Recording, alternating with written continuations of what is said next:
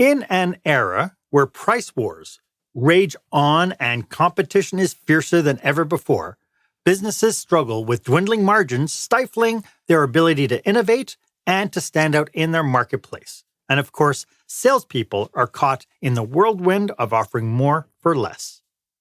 But here's the thing.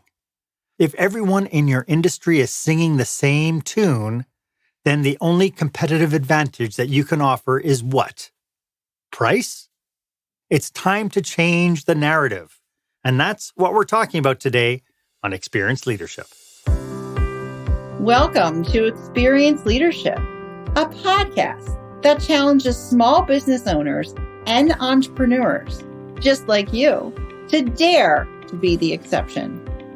Join our host, customer experience expert Marc as he uncovers relevant and timely content to help you script and direct your business and teams to create jaw-dropping experiences your customers and staff deserve. Here is the host of Experience Leadership, author of Lights, Camera, Action, customer experience expert, Marc. Welcome to this episode. I am your host, customer and employee experience strategist, Marc. It is so great to have you here joining me. My guest for this episode is the master of storytelling for sales, Adrian Davis. We will uncover how to change the narrative in your sales process to become more compelling within the sales journey.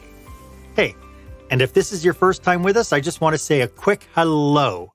I invite you to check out the other videos on this channel. Each one is chock full of information and learnings that you can apply to your business right this moment. You know, I was recently speaking to a group of moving professionals in Chicago, and the number one pain point that they have is that the first thing a customer will ask them in any kind of discovery call is, how much will it cost me? Their customers don't ask about their capability. They don't ask about the moving time. They don't even ask about the team of relocation specialists that they will be dealing with. First question out of their mouth is, how much is this going to cost me? It's a challenge. When I dug into the various different websites of the different moving companies and I checked out their online presence, each company were saying exactly the same thing over and over again. So the only differentiation that they could truly make was, unfortunately, price. So that brings us to our question of the day. I would love to know how you, in your business, how you are differentiating yourself from your competitions. Is it really a differentiation? I challenge you to go out to your competitors' websites, and are they talking to your customers the same way that you are? I'd love for you to be part of this conversation. Why don't you go ahead and share this episode on your favorite social media platform? Hashtag it Experience Leadership so that I will get notifications, and then we can have great conversations offline and online about this topic today.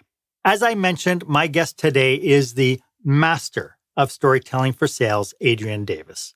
As president and CEO of management consulting firm Whetstone Inc., Adrian has worked with the world's leading corporations, and I mean the list is long. He is a certified speaking professional, a certified professional in business process management, and a certified competitive intelligence professional.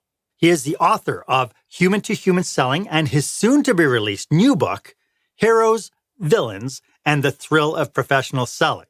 Adrian, welcome to the show. It is so amazing to have you here with us today. Marc, thank you so much for having me, and just really appreciate your opening and just putting in context. I think everybody can relate to the moving example that you shared, or the moving company example you shared. So I'm glad to be here. I'm looking forward to this. It's going to be a great topic. But before we get into it, could you tell us a little bit more about how you serve your clients? So what I do at Whetstone is a boutique consulting and training firm that focuses specifically on the complex sale. So any organization, and we define the complex sale as anything where more than one stakeholder is involved in the decision maker, and it takes more than one meeting to close a sale. That's who we're helping, and we really help them understand how to position their value so that it is strategically relevant to their customers. And so why do you think, because we're talking today about storytelling and sales, why do you think that this is such an important topic today, in today's economy, in today's culture, in today's business environments? Actually, you framed that up at the beginning in terms of this challenge of commoditization, what I call the product push trap, Mark, where, I'm trying to position my value to somebody. And how do I do that? I do that inside out. I start with my product and then I try to sell it to as many people as I can, trying to articulate to them the value, the features, the benefits of my product or my service. And that sets me up for exactly what you just described in the introduction, where I begin to sound like everybody else. And so for a customer who's serious about making a purchase decision, they're already going into, okay, when I choose the vendor, choose the supplier, make this decision and transition into implementation, what is this going to cost me? And so that actually is a buying signal. But unfortunately, it's not a great buying signal because now we've been pigeonholed and we're forced into this race to the bottom around commoditizing our own service where we know it's valuable, but the customer doesn't understand. So today's hyper competitive environment is forcing everybody into this race to the bottom. And it's just not fun. All of the work, the R&D, the marketing, the selling, the promotion, and we're just not making the margins that we need to make. And as a result, many businesses are going out of business. So, obviously, this is a trap I think salespeople fall into. Can you shed some light on why salespeople often fall into this kind of method of selling, competing solely on price, even when it might not be in the best interest of the organization? I think it's a great question. And it's not that they want to compete on price. I think what I have seen, my observation, is most salespeople want to help. They really are experts in their field. They want to be out there solving problems. And as a result of that, they want to show up as the expert. And the easy way to do that is to focus on your product, to focus on your service, to focus what you're an expert in. And so they end up doing most of the talking, most of the explaining, most of the teaching, trying to get this prospect to understand how they can help. And that desire to show up as the expert and to end up being the one doing all the talking, that's what's putting them in this position where they have to compete on price. So I don't think they're choosing to compete on price, but they're choosing to show up as the expert, which is backfiring on them. And paradoxically, it's forcing them to compete on price. And so today we're talking about maybe a new way of them being able to approach it. How can salespeople use storytelling to shift the conversations towards the value, benefits, and long-term partnerships, the relationship part of the selling, rather than the feature and benefits? Yeah, great. Fantastic questions, Mark. So first of all, it's shifting from this inside-out approach, which is the default. I start with me, I start with my company, start with my solution, and then hope that you fit into that. In fact, when I go around looking at PowerPoint decks, and I hope the audience will forgive me if this touches a nerve, but when I look at PowerPoint decks, the first 6 or 7 slides, they're all the same. Different company logo, but it's basically, this is who we are, this is how long we've been in business. Here's our logo slide to show you the companies that have done business with us. Here's how many offices we have. And it's all about us. And that is the problem. So it's really shifting from that inside out to a true outside in. So if I were running a moving company and you're a potential prospect, rather than just showing up saying, this is who we are and this is what we do and this is how long we've been in business, I would rather in a discovery call, and I like that phrase that you use, discovery call, is do true discovery. So it would be, Marc, before we get into the details of who we are and how we can help you, I want to first begin with you. Why are you moving? What's important to you in your world? In your ideal scenario, what does success look like to you? And so there's a series of questions that I could ask that get you talking and me understanding. You're doing the teaching. I'm doing the learning. And that's the key to true differentiation. Because after you've shared with me what your true objectives are and your perception of success, I'm now in a position where I can say, you know what, Marc, I don't think this is a good fit. This is actually what we do, but maybe there's somebody in my network that could help you.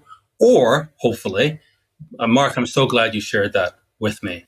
Let me share with you how we might be able to help you. So it really begins with, I call this the 3 phases of story. Phase 1 is story listening. So once I understand the structure of story, I'm now in a better position to know what to listen for, what questions to ask, how to uncover your story. Once I've uncovered your story, I move to phase 2, which is storytelling. So first story listening, then storytelling. Now I'm in a position where I can share with you a story of how we've helped somebody similar to you. And what that does is it allows you, while you're listening to the story, to grasp the entirety of our value proposition. Instead of me trying to explain technical data, I'll just tell you a story. And you will then be able to envision and vicariously experience the impact of our value. That is very powerful and very convincing, which then leads to phase 3. When you give me the green light, now we're in the story making phase, where this move that we're going to perform for you is actually a story that we're going to tell in the future. So as we get you from point A to point B successfully, and you're able to say, wow, this went without a hitch. This is exactly what I was hoping for. Your people showed up and did exactly what I was hoping. Now this is a story I can tell in the future. That's a story that they can tell as well. Exactly. 100%. And that really, for us in the, small businesses, mid-sized businesses, but even large enterprises that I deal with, I keep reminding them, story is not some sort of superficial sales gimmick. Story is the essence of your business. It's your mission. It's what you show up every day to do, is to help others be successful. And so story is the foundation of our very businesses. Yeah. And so it's not the mission that's necessarily posted on the wall. It really is your true walking the talk of your why. Your true purpose, why you get up every morning. Love it. I've talked to some salespeople and, I think one of the biggest frustrations that they have is a lot of times they'll get discovery calls, but the people don't actually know what it is they want. They're responding to maybe a problem, which is a symptom of a bigger problem. How can people making these discovery calls uncover the true essence of the problem rather than what the customer is perceiving? Yeah, this is fantastic. So first of all, to the sales folks that are experiencing this, my first word of advice is jump for joy, right? If somebody's coming to you and they're not quite able to articulate the problem, that is a fantastic opportunity. Where we get commoditized is when the problem is clearly understood and well-defined, to the point where they can now write an RFP because it's so clearly understood. And that creates a box that we have to fit inside. How long, how much, what color, how quickly. And we just have to answer these questions and try to fit in this box. But if the customer is coming to us and they are actually unclear about the challenge they're facing, just these different symptoms that are showing up, and they're not sure what to do with this, that means they're very early in the buying journey.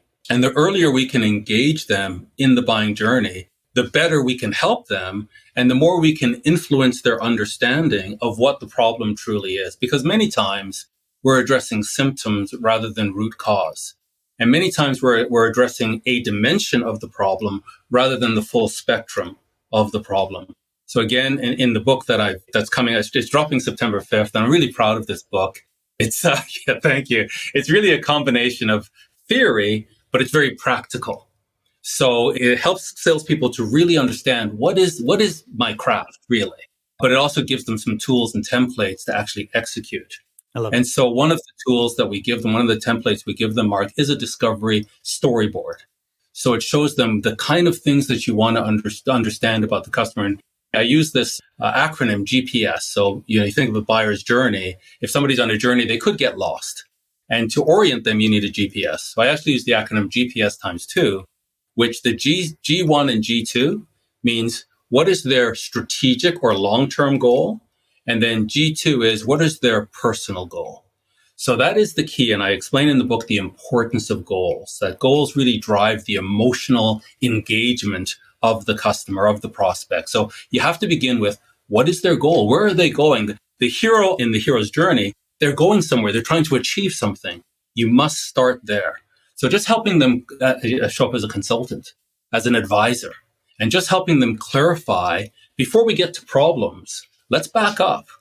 What is it you're really trying to accomplish? Once we've got that, the next element of the hero's journey we want to uncover is, okay, I understand strategically what you're trying to accomplish. Then what we need to move to is what we call in the hero's journey framework, the villains. The villains are external forces that are completely outside of the control of the hero. So that's A, completely outside of the hero. And then B, they're adversarial to the hero's goals.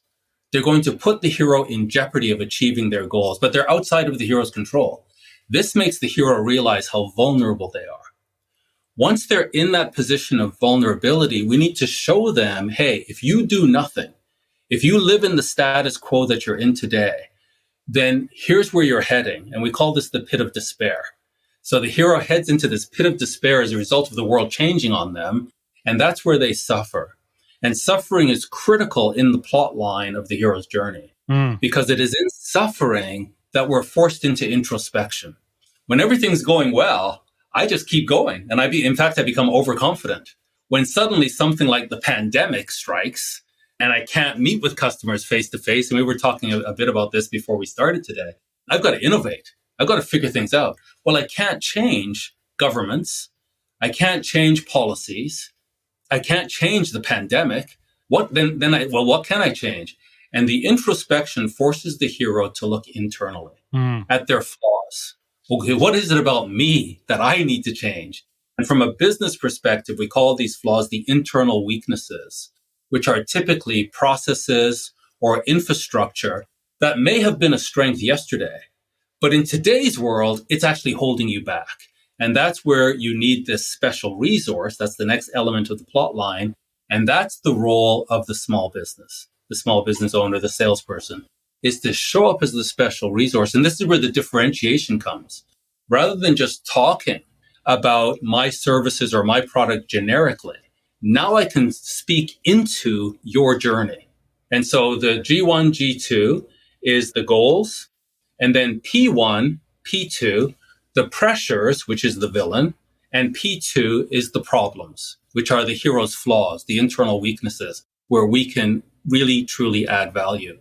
As a result of P2, the problems, the hero is going to fall into the pit of despair. So that's S1, the suffering. How will the hero suffer if they do not address their P2?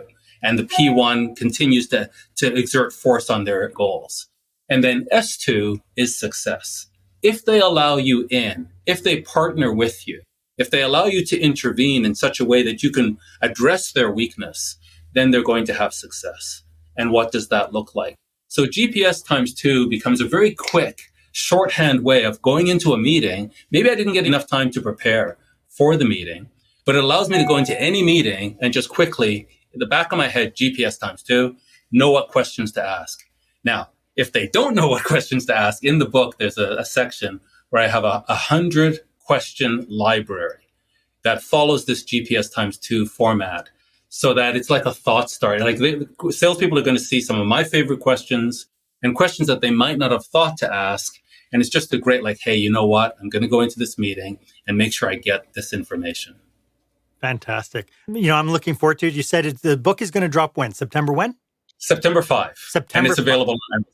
Yeah. Great. And we will put a link to that book in the show notes when it's launched to make absolutely sure that if you're watching this and recording post September 5, that you'll have quick access to it. It's actually available for pre-order right now. It is? Where can people order it? On Amazon. On Amazon. Okay, great. So you can just Google it and it'll be there. I'll make sure to put the link in the show notes. Go into Amazon, Heroes, Villains, and the Thrill of Professional Selling. Love it. You're talking a lot about what people might be tuning in and thinking, well, that's all fine and dandy. Can you share a case story? See what I just did there? Case story? Or an example of a company that was able to kind of leverage what you've been talking about to become more successful in differentiating themselves beyond price? Actually, as you asked the question, the first story that comes to mind is the company called WBM Technologies. And they're out in Saskatoon. Small business that has been growing significantly. One of my early clients, I've been working with them now for almost 10 years. And basically, when I started working with them, they're a technology company, a managed IT services company. But when I began working with them, Marc, I kind of saw them as photocopier salespeople. I went to their small office. They had a bunch of photocopiers around. They were beyond that at the time, but that's how it struck me. Like they were selling hardware and trying to add some services to this. The owners at the time were employees that bought the company and had really high hopes for this, growing the company. They understood the potential of it. And they very quickly ran into a big obstacle, almost say a brick wall. And that brick wall was the procurement function of the companies they were selling to. They were selling to fairly large, some of Canada's largest companies with very sophisticated procurement who were ruthless in their negotiation and basically stripped out, talk about, commoditization. They basically stripped out all the margin, the potential margin of these deals that they were putting together. And so the CEO met me through Tech and was able, Tech is the executive committee, it's a CEO peer group, and just articulated to me that some of the challenges that they were facing, and particularly what procurement was doing to them and the risk that they were facing as a business. And they just appreciated the different approach that I had for sales. So they brought me in to work with their sales team. At the time, a $30,000, $40,000 deal was a pretty typical deal. And they brought me in because they realized we're not going to get out of this commodity trap, this product push trap, this cash flow straitjacket that we're in, unless we can do bigger deals at better margins. And so they brought me in, explained to me what they were facing. And so we worked together to put a training program together for their sales team. I remember the very first morning of the first day of the training, one of the salespeople, Marc, came to me, and his name is Jeff, and he was in a bit of a panic. At the 10:30 break, he basically pulled me aside. Adrian, can I talk to you? I said, yeah, Jeff, what is it? He said, I can't do this. So this was all about approaching C-level executives and having strategic conversations with them as context for your value. And he pulled me aside and said, I can't do this. I said, Jeff, why? He said, well, I don't have the education. I don't have the words. I don't have the vocabulary to talk to CEOs. And I had to reassure him, say, Jeff, this is not about vocabulary. It's not about words. It's about having a genuine interest and care for your customers. And they're the ones who are going to do the talking. You just need to show up genuinely curious. His VP, Brett, and I got to say, just as an aside, WBM has just a beautiful culture. These two folks that bought the company, they genuinely love people. They care about their people. That's why it was so stressful for them to be thinking about letting people go if they couldn't get their cash flow right. But I've been working with them for 10 years, and I continue to be impressed with how they care for their people. And Brett basically coached Jeff through this. And when they first started, they were a little bit clumsy, but they stuck to it. This is another thing I appreciate about WBM. When they execute, they execute. It's like, now we're doing this, and they stick to it until they get it right. So Brett coached him through this, and they just started using GPS ×2, using the whole storytelling model. They shifted the way they show up in the marketplace. So a couple of things. One is today, that same individual, Jeff, who said, I can't do this. It was a couple of years ago. He closed get ready for this. So $30,000, $40,000 deal was the kind of deals they were doing. A couple of years ago, he closed a $65 million deal. 5-year deal, $65 million. This is now the typical kind of deal that WBM is doing. And they've grown significantly. They've acquired other companies. And the C-level executives of the companies they're calling on, they expect to hear from WBM. In fact, they made one call recently. There was a CIO, and he said, where have you guys been? I hear all about you. I was wondering when I was going to get to meet you. And so they've completely redefined the market. And now it's not about transactions. It's about customer journeys.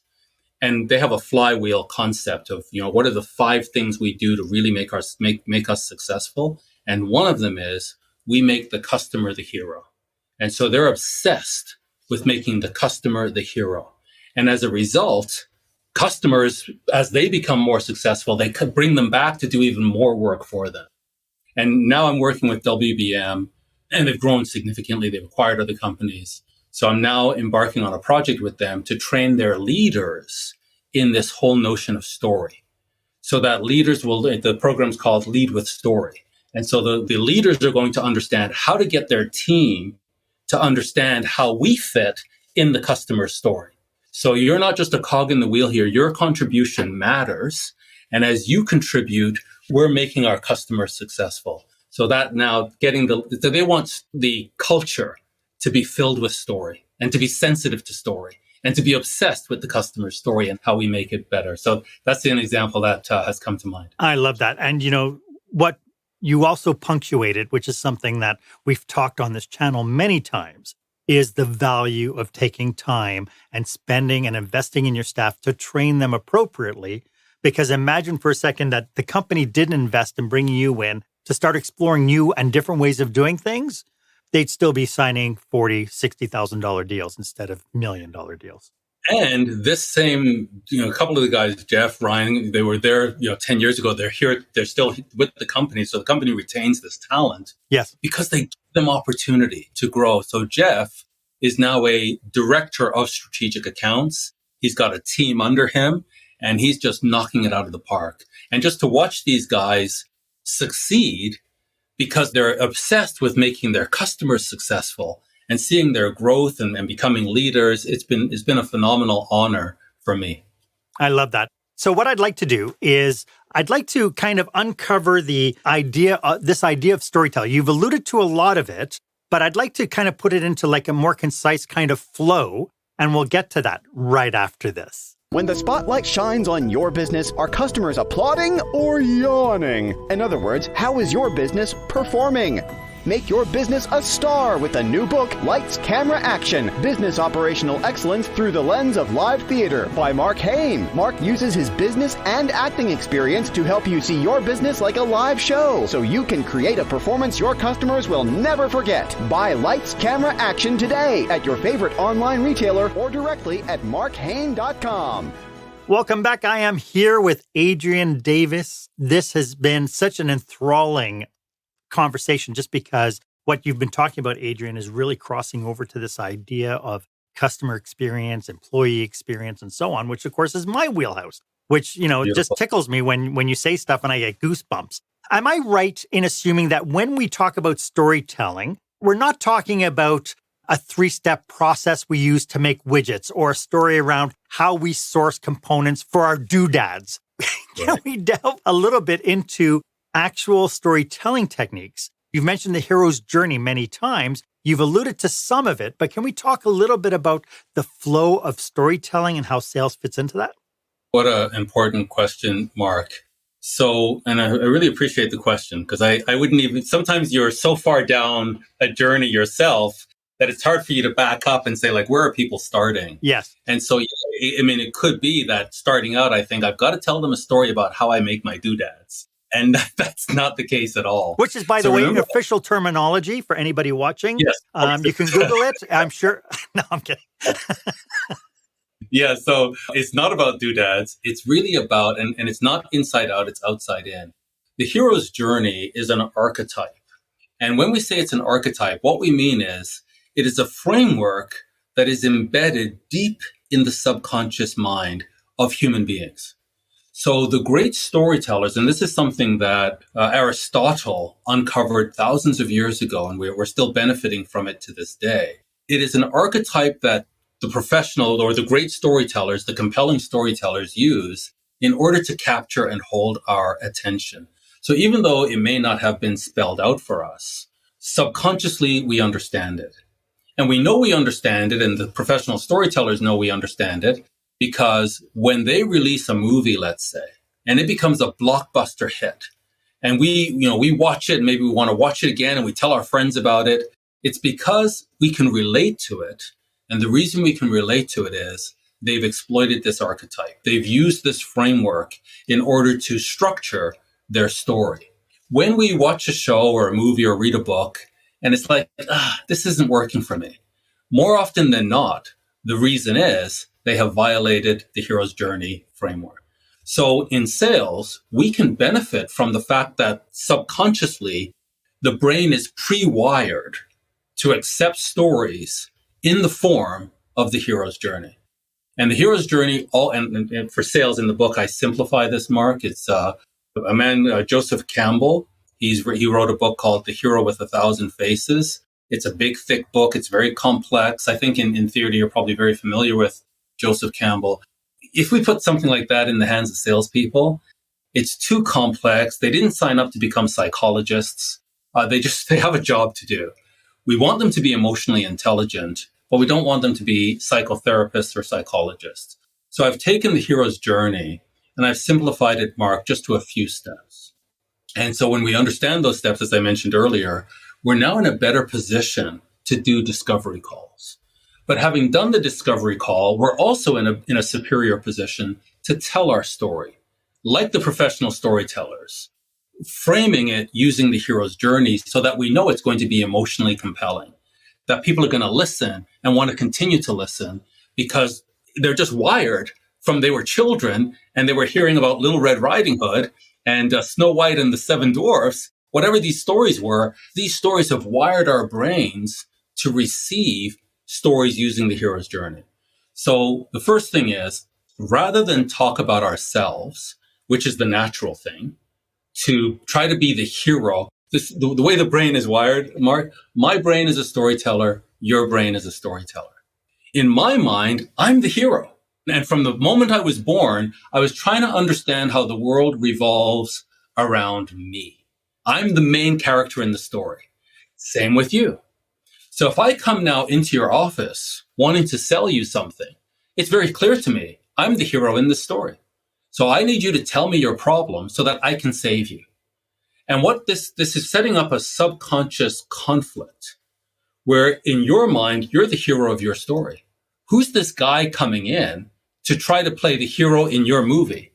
Well, if you're really desperate, you may accept my help, but not without subconscious resentment, because you have a sense of loss of control and you're just desperate. I'm going to have far more value showing up in your office, realizing I'm not stepping into your office. I'm actually stepping into your story. And that is sacred ground. So as I step into your story, I'm going to have the respect to listen and to try to understand what is the story you're telling yourself and how accurate is it? And can I help you reshape that story so that you can be more successful? So that's number one, the whole thing I talked about, story listening, and that's in the book. But then when I pivot to storytelling, I can just tell you a story, not about me, but about somebody like you. And so I'm going to tell you the story of a customer that is similar to you, wanting to achieve a similar goal, facing similar challenges. And in fact, in the book, I talk about the template for storytelling. I use it as training wheels. So if you're not used to telling sales stories, follow this template, just fill in your content, and the words in the template will do the emotional lifting for you. And so one of these key phrases in the template is like you. So I would just start out saying, oh, Marc, I'm glad you shared this with me. In fact, it reminds me of Brett. Like you, he's also a small business owner. And like you, he wanted to grow his business. So I explain that the professional storytellers don't tell stories about statistics. They tell stories about people. And in particular, one person. It's called I think it was Joseph Stalin, horrible person with a deep insight. He said, the death of 10,000 is a statistic. The death of one is a tragedy. That is so deeply insightful. I cannot relate to 10,000 people. So I get news that 10,000 people have died in some kind of catastrophe. And it's like, oh, that's terrible. But it doesn't move me emotionally. But I hear the news of a child that was burned to death. And I'm moved. I like, let's raise funds for the family. Let's do something about this because I can emotionally connect to one person. So we need our professional salespeople to learn not just to tell stories about a business case or about the manufacturing of their doodad, but about the person who they helped make successful, who is similar to the person that's sitting across from them.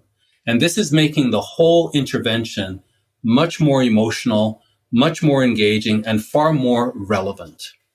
Love it. I'm sure that people are just tickled listening to this right now. How can people get in touch with you? If this is resonating with them and they want to reach out because they need your help, how can they connect with you?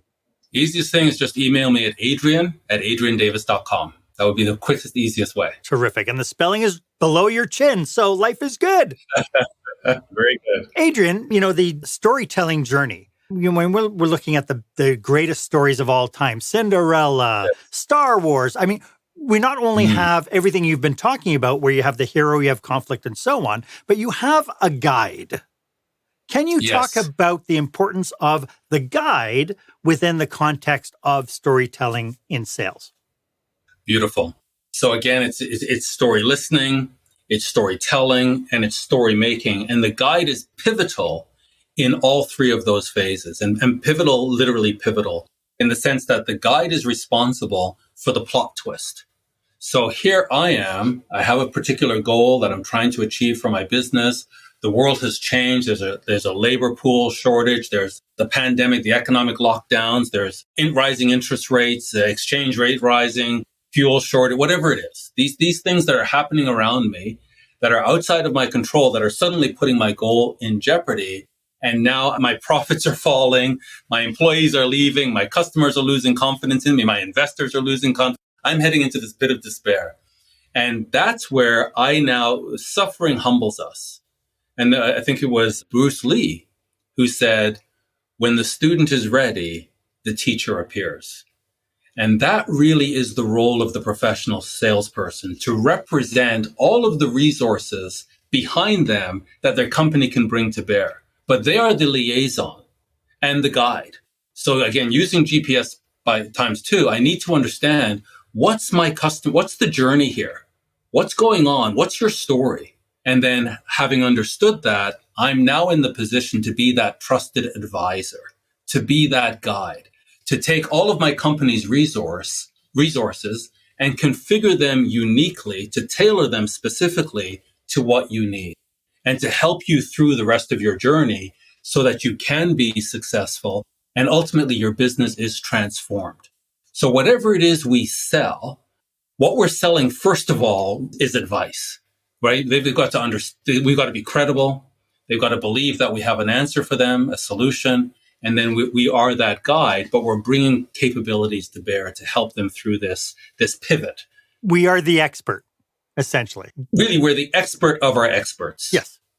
Yeah. So I'm an expert, but I've got a team behind me. And depending on what your particular need is, I'm going to configure my experts to show up to help you.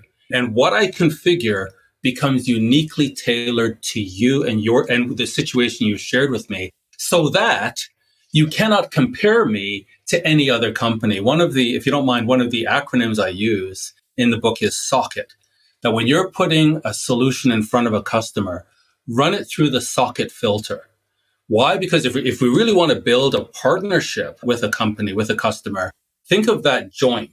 We want to have a joint, that ball in the socket. So SOCKET. S stands for, is my solution truly strategic? Is it addressing the strategic objectives of the customer? The O means over time. Is my solution something that I'm delivering with the customer over time, over multi-years, which is what the shift that WBM made, looking at 5-year journey maps instead of a transaction? The C stands for combined capabilities. Am I just moving? I'm a moving company. Is that all I'm doing? Is packing some boxes and moving?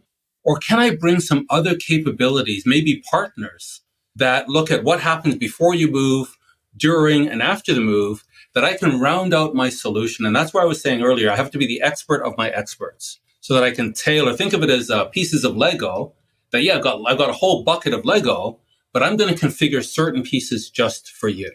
The K stands for KPIs. Will my solution move the key performance indicators of this customer? What are the indicators that matter to them? What does success look like to them? How are they being compensated? Let's dial in on those indicators and let's obsess on moving them for the customer. The E stands for embedded. Is my solution something that's going to become embedded in my customer's processes? So let's say that we do such a great job that this company now says, you know what? Anytime we have employees moving, you're our go-to company. You're now embedded in how we show up. You've got a portal that all we have to do is go to that portal, say it's this employee going from this date to this date, from this country to this city to this city. You're our guys. So you've become embedded in their workflow. And then finally, the T stands for transformational. At the end of the hero's journey, the hero is transformed. So much so that they look back on all the suffering they went through and they say, you know what? I wouldn't change a thing. I wouldn't be who I am today if I didn't go through that. And from a business perspective, we want the same thing to happen. You and I were talking about technology and setting up our studios as a result of the pandemic. And we could look and say, you know what? I wouldn't change a thing. My business is so much more robust, so much more capable as a result of the innovation we had to figure out through that really economic blow, potentially, of the pandemic. We managed to turn it around, and now we have very robust, thriving businesses. Wouldn't change a thing. So that acronym of SOCKET is just a good stress test to say, are we showing up as a commodity, or are we truly showing up with a transformational solution? I love it. Before we wrap up, one question is percolating in my brain. This aspect of storytelling that requires the use of emotions, emotion words, the intent of generating emotions. Can you talk very quickly a little bit about that? Sure. Just to really simplify it. And again, we need salespeople today more than ever to be emotionally intelligent. But that doesn't mean, and the latest stat that I heard in terms of human emotions, the neuroscientists have uncovered 34,000 emotions that human beings are capable of. So we can't delve into that. We don't have the time. We wouldn't even remember. I really like to simplify it by turning to the professional, rather than turning to the neuroscientists. Let's turn to the professional storytellers, because they're obsessed with emotion. In fact, if you ask these professional storytellers, what's your objective with this story? 9 out of 10 of them will say it's to elicit emotion. You're not going to sit in front of a screen for 2 hours or 12 times 2 hours or, whatever, if it's a series. You're not going to do that if you're not emotionally engaged. You're going to find something else to do or something else to watch. So they're obsessed with emotional engagement. They take those 34,000 emotions, Marc, and they boil them down to 4. And what they say is this: people are either scared, mad, sad, or glad. So on the hero's journey, the hero, when they're pursuing their goal, they're glad. One of the greatest feelings of fulfillment we have as humans is achievement. My wife and I just put together a shed. I'm not a handy guy. I'm a technology guy. I like ideas, but we put together this shed, and we did it over a weekend. I am so proud of this shed. When it was done, I actually took a picture of it and sent it to my kids, right? There was a real feeling of fulfillment when we accomplished this thing. That's what we love. So the hero is glad while they're pursuing their goal and achieving, making progress towards it. Then on the horizon, there seems to be change. The hero is scared. What's going on here? I don't understand. I'm losing control. Once they lose control and they've lost they're out of their status quo, they're mad. And they're going to fight to try to get back into the status quo. When they realize they can't, it's gone. Then they're sad. And they're in this pit of despair, where now they have to have introspection. And what do I do? And it's like, oh, wow, when the student is ready, the teacher appears. And now you show up and you give me hope that, oh, there's a way out of this. And now I'm glad again.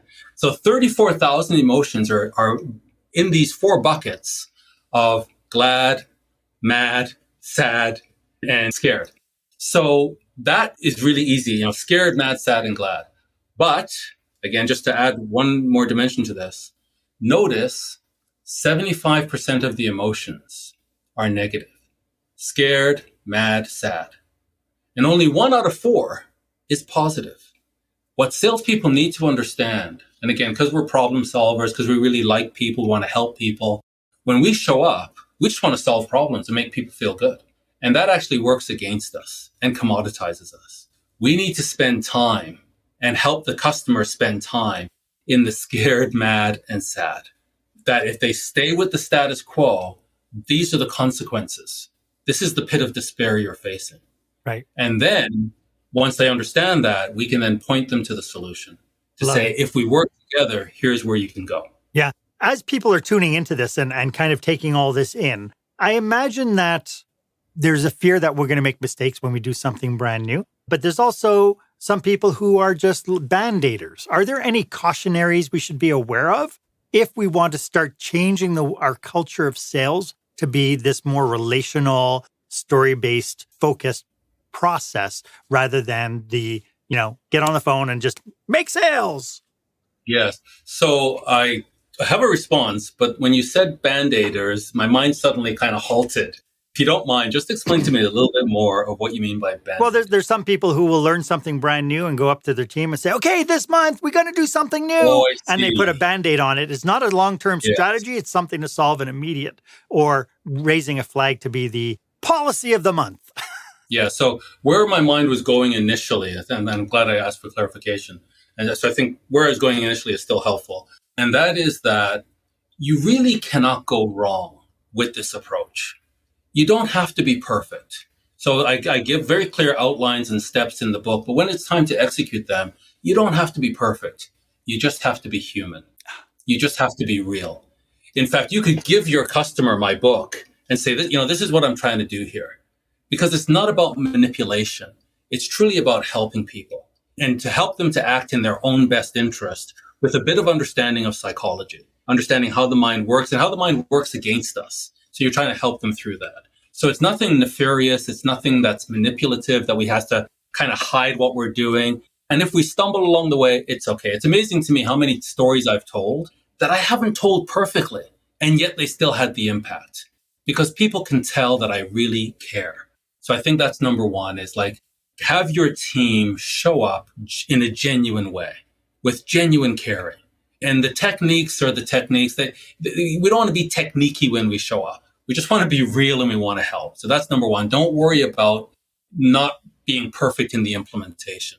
Just worry about being perfect in your intention. And then number two, I think this is really a leadership issue. And I think maybe you would be far better to speak to this than I would, Marc, because of the work that you do and your expertise. But what I've been doing with my customers is getting away from the 1-day training or the 2-day training. And although we might do like a 1-day or a 2-day or a 4-day kickoff, we follow that up over time, every 2 weeks, every month. And we've got a whole online learning management system to reinforce the learning, to make sure that it's sticking in terms of remembering this so that I clear in my own mind, but also we guide them through implementation. We don't try to boil the ocean. This month, we're focusing on X. Get everybody doing the assignments, working in the field with their customers. Okay, great. And it's funny how they thought they understood it. They did understand it conceptually. But when they actually go to do it, they begin to realize there's gaps in their understanding. Then we follow. Now that everybody's on the same page, they're great. Now we can build on that. Now we go to the next stage. Now we're focusing on X plus Y. And then over time, it just, people learn it in a way that it becomes a part of their being. And people will even say to me, you know what? I realize this has as much applicability and relevance in my personal life as it does in my professional life. Bingo. This is about being human and understanding other humans. I love it. This has been such an amazing topic, Adrian, and I can't thank you enough for you bringing it all to us. Do you have any last thoughts about today's topic before we wrap up? I think just what I said is Don't focus on technique, focus on who you are. Character, your character is your destiny. So it's not the techniques that are going to get you where you want to go. It's that people know you. And if somebody asked me about Marc Hain, I'm going to talk about your character, the kind of person you are, how you treated me, the conscientiousness that I experienced from you. And none of that felt techniquey, although clearly you're competent in what you do, but your character came shining through. Yeah. And I think that's what's going to be critical as artificial intelligence and automation and super computers and hyper competition come in. The folks who show up and can truly empathize and care, it's going to be very hard for them to be replaced. Yeah, human. You can't replace human. Could you remind everybody one more time how they can get a hold of you? Please, happy to hear from you. I love this. Adrian at adriandavis.com. And again, the book is Heroes, Villains, and the Thrill of Professional Selling. And that's available on Amazon. Thank you very much, Adrian. This has been an absolute blessing. And it's been so much fun. Thank you for doing this for us today. Thank you. It's been my honor. Thanks so much for inviting me on.